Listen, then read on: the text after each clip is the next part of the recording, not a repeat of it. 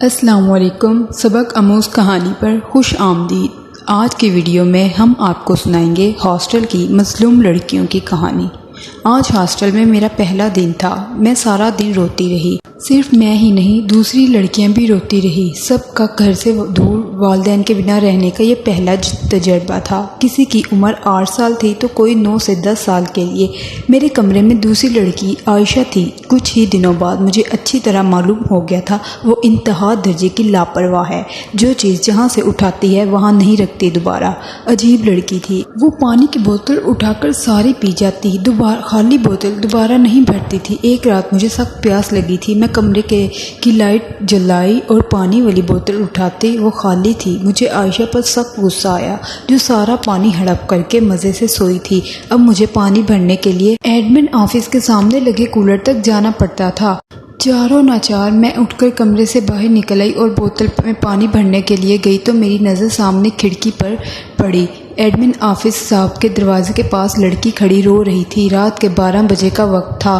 Admin صاحب اپنے کمرے کے باہر قمیص پہن رہا تھا۔ اس نے مجھے نہیں دیکھا کیونکہ ایک طرف تو اندھیرا تھا اور دوسرا اس کے گمان میں بھی نہیں ہوگا کہ کوئی لڑکی رات کے اس پہر پانی بھرنے آئی ہوگی۔ اس نے اس کو ہلکا سا دھکا دیا اور دھمکی امیز لہجے میں بولا کہ چپ کر کے سو جاؤ، اگر کسی کو کچھ بتایا تو تمہاری خیر نہیں۔ جب صرف اپنے کمرے میں چلی گئی تو ایڈمن صاحب بھی واپس اپنے کمرے میں چلے گئے تو اس نے اندر سے دروازہ لاک کر لیا۔ اس وقت 10 سال کی تھی لیکن اچھی طرح سمجھ چکی تھی کہ یہاں پر کچھ اچھا نہیں ہو رہا۔ میں اپنے کمرے میں چلی گئی اور دروازہ اچھی طرح لاک کر کے پانی پیا اور بستر پر لیٹ گئی۔ ساری رات میں سو نہیں پائی۔ اس دن کے بعد میرا معمول بن گیا کہ میں رات کو خاموشی سے دروازہ کھول کر باہر نکلتی اور کمرے کے سامنے چھپ جاتی اور دیکھنے کی کوشش کرتی کہ آج کیا ہو رہا ہے، کس معصوم کی باری آتی ہے۔ وہاں پر بہت زیادہ لڑکیاں تھیں، اس لیے روز ان کو نئی لڑکی ایڈمن کا شکار بن جاتی تھی، لیکن سب ڈر کے مارے خاموش تھی۔ پتہ نہیں والدین کیا سوچ کر ہماری معصوم لڑکیوں کو ہاسٹل بھیج دیتے تھے۔ پھر ایک دن مجھ سے برداشت نہیں ہوا، میں نے ساری بات عائشہ کو بتا دی۔ وہ بھی ڈر سی گئی۔ ہمارے دل میں ہر وقت ڈر لگا رہتا تھا کہ ہماری باری اب آئی کہ تب کہ جب درجنوں کے قریب لڑکیاں اس کا شکار بن چکی تھی، لیکن کم عمر اور معصوم ہونے کی وجہ سے وہ ڈر کر خاموش ہو جاتی تھی۔ پھر ایک رات میری باری آ گئی۔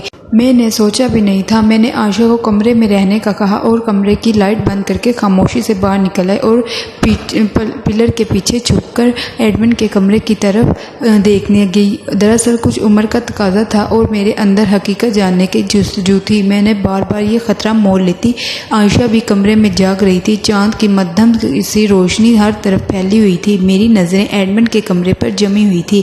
اچانک کسی نے نیچے سے میرے منہ پر ہاتھ رکھ دیا اور مجھے اوپر اٹھا کر اس طرف چل پڑا جہاں ملازموں کے کوارٹر بنے ہوئے تھے۔ میں صرف تڑپ سکتی تھی۔ 10 سال کی لڑکی جوان مرد کے آگے کیا کر سکتی تھی؟ میری آنکھیں خوف سے پھٹ رہی تھی۔ مجھے اپنا انجام صاف نظر آ رہا تھا۔ میں پچھتا رہی تھی کہ میں کمرے سے باہر کیوں نکلی۔ اس طرف کوئی نہیں آتا تھا، یہاں پر شور کرنے کا کوئی فائدہ نہیں تھا، لیکن وہ جو کوئی بھی تھا اس نے مجھے شور کرنے کے قابل بھی نہیں چھوڑا تھا۔ مجھے کمرے میں بند کر کے وہ باہر چلا گیا۔ کوئی 10 منٹ گزرے ہوں گے کہ دوبارہ دروازہ کھلا اور 2 آدمی کمرے میں آئے۔ ایک کو تو میں نے پہچان لیا کپڑوں کی وجہ سے، وہ وہی تھا جو مجھے اٹھا کر یہاں لایا تھا، جبکہ دوسرا آدمی کوئی اور تھا۔ دونوں کے چہرے کپڑے میں چھپے ہوئے تھے، اس لیے میں پہچان نہیں پا رہی تھی کہ وہ کون ہے۔ اگر ان کے چہرے نمایاں ہوتے تو شاید میں پہچان لیتی۔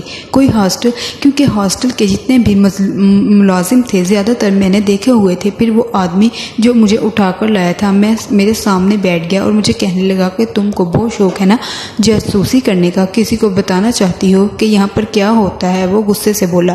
میرے منہ میں کپڑا ٹھونسا ہوا تھا۔ اگر میرا منہ کھلا بھی ہوتا تو میں کیا بول لینا تھا؟ میری بولتی تو ویسے بھی بند ہو چکی تھی۔ پھر دوسرا آدمی بولا کہ چھوڑو یار، اس سے بحث کر کے کیا کرنا ہے اس کو؟ اگر اپنے اچھے برے کا احساس ہوتا تو یہ رات کو کمرے سے باہر کیوں نکلتی؟ وقت ضائع کیے بغیر اس کے کپڑے اتارو، جو کرنا ہے کرو اس کے ساتھ، اور اس کو کمرے میں پھینک کر آؤ۔ اپنا انجام قریب دیکھ کر میری آنکھوں سے آنسو نکل آئے تھے۔ میں بہت زیادہ ڈر گئی تھی کیونکہ میں نے بہت سی لڑکیوں کو ایڈمن کے کمرے سے روتے نکلتے ہوئے دیکھا تھا۔ میں نے دل میں اللہ سے دعا کرنا شروع کر دی کہ یا اللہ ایک بار مجھے بچا لے، آج کے بعد میں اس منحوس جگہ پر کبھی نہیں آؤں گی۔ کہتے کہ کوئی وقت قبولیت کا ہوتا ہے، بس وہ وقت بھی میری دعا کی قبولیت کا تھا۔ ایک نے میری قمیض اتاری اور دوسرے نے میری شلوار پکڑ کر نیچے کھینچی تو اسی وقت ایک دروازہ زوردار دھماکے سے ٹوٹا اور 4-5 باوردی پولیس اہلکار اندر داخل ہوئے۔ انہوں نے آتے ہی دونوں آدمیوں کو دبوچ لیا اور ہتھکڑیاں لگا دی۔ میرے ہاتھ کھولے اور میرے منہ سے کپڑا نکالا تو میں نے جلدی سے اپنے کپڑے درست کر لیے۔ انہوں نے مجھے کہا کہ بیٹی گھبرانا نہیں، ہم آ گئے ہیں۔ جب ہم کمرے سے باہر نکلے تو میں نے دیکھا ہاسٹل کے ایڈمن اور سارا عملہ بھی گرفتار ہو چکا تھا۔ پولیس اپنے ساتھ میڈیا کو بھی لے کر آئی تھی۔ اس وقت سارے ملک میں یہ خبر آگ کی طرح پھیل گئی تھی کہ ہاسٹل کو سیل کر دیا گیا اور ساری بچیاں والدین کے حوالے کر دی گئی۔ اصل میں جب وہ آدمی مجھے وہاں سے اٹھا کر لے گیا تو عائشہ نے چپکے سے جا کر ایڈمن بلاک سے 15 پر فون کر کے پولیس کو انفارم کر دیا تھا۔ 15 منٹ میں پولیس موقع پر آ گئی اور یوں ہاسٹل کے نام پر بچیوں کے جنسی استحصال کا اڈہ بند ہو گیا۔ جس عائشہ کو میں منحوس کہتی تھی وہ سب پر بازی لے گئی۔